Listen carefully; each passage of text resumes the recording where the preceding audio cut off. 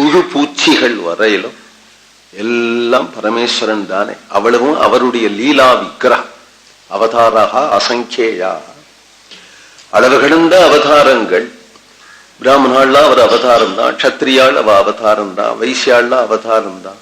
சதுர்த்தாள் கிராத கூணாந்திர புளிந்த புல்கசர்கள், கழுத, நாய், சிங்கம், புழு பூச்சிகள் எல்லாம் அவருடைய அவதாரம். அவரே அநேக மூர்த்திகளா இருக்கு. அந்த திருஷ்டி ராமாவதாரம் தான் அவர் அவதாரம் நினைச்சுக்காத, கிருஷ்ணாவதாரம் தான் அவர் நினைச்சுக்காத. சின்ன தேள் குட்டி போனா கூட கிருஷ்ணன் மாதிரி போறது தலை பின்னின்று, அது நீள ஜடகுஞ்சம் வேற வச்சு பின்னின்று. ஆனா அந்த பின்னல் யாரு மேலேயும் பட்டு விடக்கூடாது. இப்படி போயின்னு இருக்கே, எதை பார்த்தாலும் கிருஷ்ணஸ்வரூபமாக நினை கெஞ்சறான் கிருஷ்ணன். அப்படி நினைடா, அப்படின்னு தேளை கொடுக்கணும் இருக்குன்னு நினைக்காத. சின்ன கிட்டாதான் தலை பின்னிட்டு போறான்னு நினை அப்படிங்கிறான் கிருஷ்ணனே. அதுதான் கீதைங்கிறான். வித்யா வினய சம்பன்னே பிராமணே கவி ஹஸ்தினி சுனிஜைவ ஸ்வபாகேஜ பண்டிதாக சமதரிசினா. சமதரிசனம் அவ்வளவு உயர்ந்ததான். சமதரிசனம் செய்யறவர்கள் தான் பண்டிதர்கள். ஜெகன் நிர்வாக ஹேதுவாக இவெல்லாம் இருந்தாதானே லோகத்தினுடைய நிர்வாகம். அதாவது அங்கங்கு வியாபிச்சிருக்கக்கூடிய ஈஸ்வரனுடைய ரூபம் எல்லாமே அவர் லீலா விக்கிரகம். அவரே தான் எல்லாமே ஆயிருக்கிறார். அஷ்டபிகி அணுவாக்கைகி, 8 அணுவாக்கங்களாலேயும் அவர் எங்கும் வியாபிச்சிருக்கிறதாகிய அவருடைய ரூபங்களாவே இருக்கக்கூடிய பிரபஞ்சம் வர்ணிக்கப்படுறது. பிரபஞ்ச வர்ணனை நினைக்கக்கூடாது, ஈஸ்வர வர்ணனையாக. தேஷு அணுவாக்கேஷு சர்வாண்யபி யஜூகும்ஷி. ஒரு ஆச்சரியம். இப்ப நாம் சொல்ல போறோம், நமோ ஹிரண்யபாகவே சேதாத்யே திசாஞ்சபதஜே நமஹான ஆரம்பிச்சோமானால் இவைகள் எல்லாமே யஜுஸ், அதாவது வேதம்னு ஒரு பாகம், பிராமணம்னு ஒரு பாகம். வேதத்தினுடைய பெருமையை சொல்றதுக்காக தான் பிராமணங்கிற பாகம். அது ரெண்டும் கலந்தேதான் வரும், ரெண்டுமே தான் வேதம்.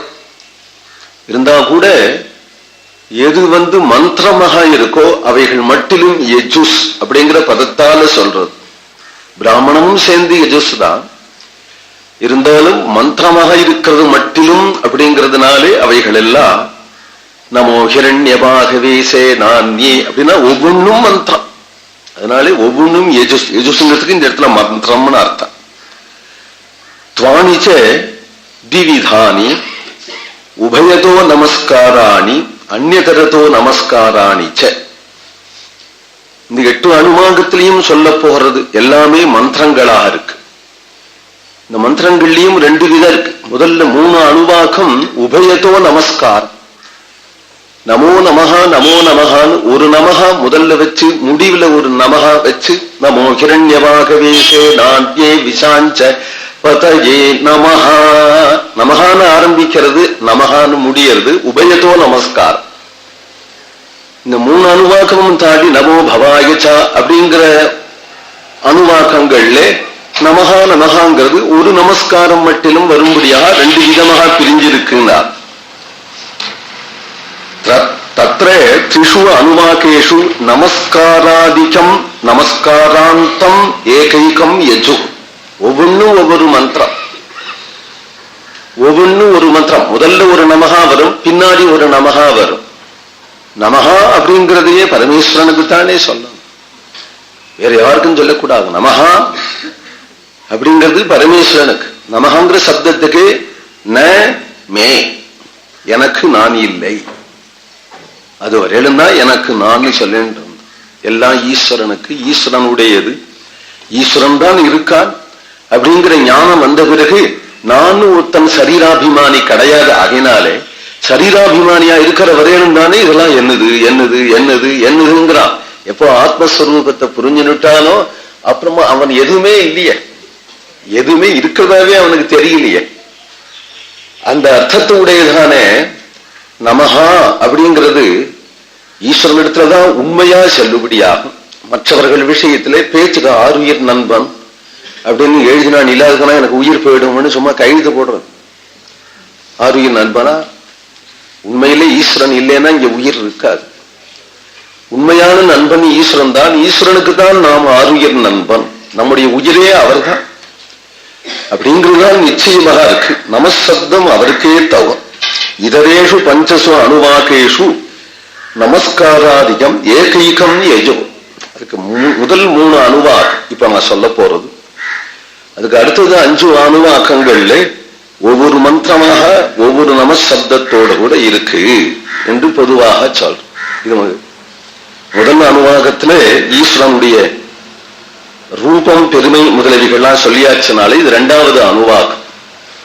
நமோ ஹிரண்யமாகவேசே தாத்யே திசாஞ்ச பதஜே நமோ நமோ விருட்சேभ्यो ஹரிகேசேभ्यो பசூனாம் பதஜே நமோ நமः சஸ்பிஞ்சராயத்யுஷீமதே பதீனாம் பதஜே நமோ நமோ பப்ருசாய வித்யாதினேன்னாதாம் பதஜே நமோ நமோ ஹரிகே நமோ நமோ ஹரிகேசாயோபவீதினே புஷ்டானாம் பதஜே நமோ நமோ பவஸ்ய ஹேப்த்யை ஜகதாம் பதஜே நமோ நமோ ருத்ராயாததாவினே க்ஷேத்ராணாம் பதஜே நமோ நமः சூதாயாஹந்த்யாய வனானாம் பதஜே நமோ நமோ ரோஹிதாய ஸ்தபதஜே விருக்ஷாணாம் பதஜே நமோ நமோ மந்த்ரிணே வாணிஜாய கக்ஷாணாம் பதஜே நமோ நமோ புவம் தஜே வாரிவஸ்கிருதாயௌஷதீனாம் பதஜே நமோ நம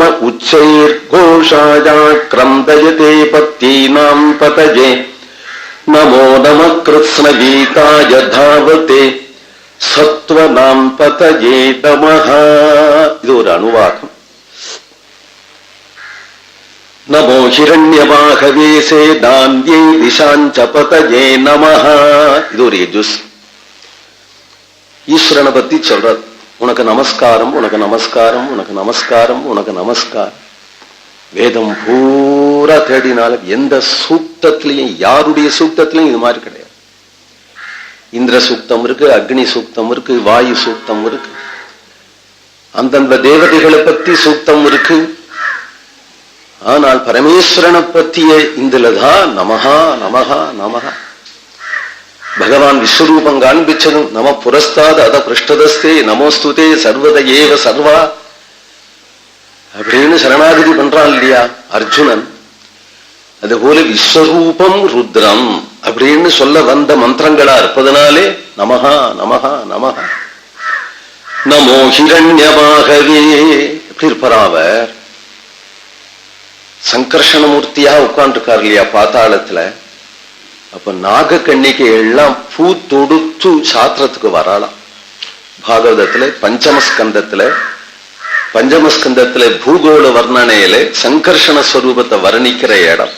சங்கர்ஷன் தான் ருத்ரன், ருத்ரன் தான் சங்கர்ஷணர்.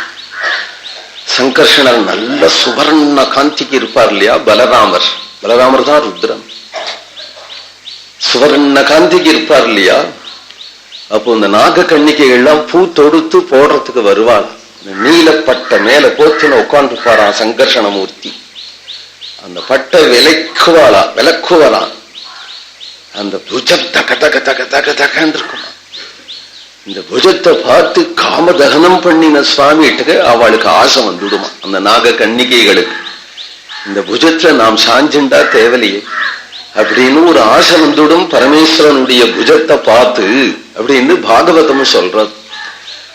நமோ ஹிரண்யமாகவே.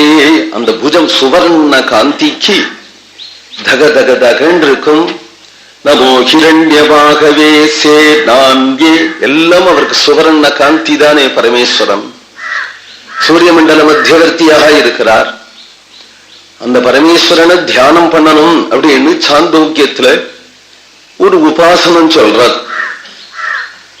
அதய ஏஷோந்தராதித்ய ஹிரண்மய புருஷோ திருஷ்யதே ஹிரண்யஸ்மஸ்ருஹு ஹிரண்யகேசோ ஆப்ரணகாத் சர்வத ஏவ சுவர்ணஹா என்று உபனிஷத் சொல்றது. அவருடைய கேசங்கள்லாம் ஹிரண்ய வர்ணமா இருக்கு. பொன்னார் மேனியனே. நாயன்மாரெல்லாம் பாடுறா இல்லையா, பொன்னார் மேனியனே. புலித்தோலை அரைக்கு இசைத்து அந்த புலித்தோலை இடுப்புல கட்டிண்டு அந்த பொன்னார் மேனியா அப்படி வந்து நின்னா உள்ளம் கொள்ளை போறதே என்று சொல்றார். ஹிரண்யவர்ணனாக இருக்கிறார். ஹிரண்மயா புருஷா. அப்படியே சுவர்ண தங்க விக்கிரகம் பண்ணி வச்சது மாதிரி இருப்பராம.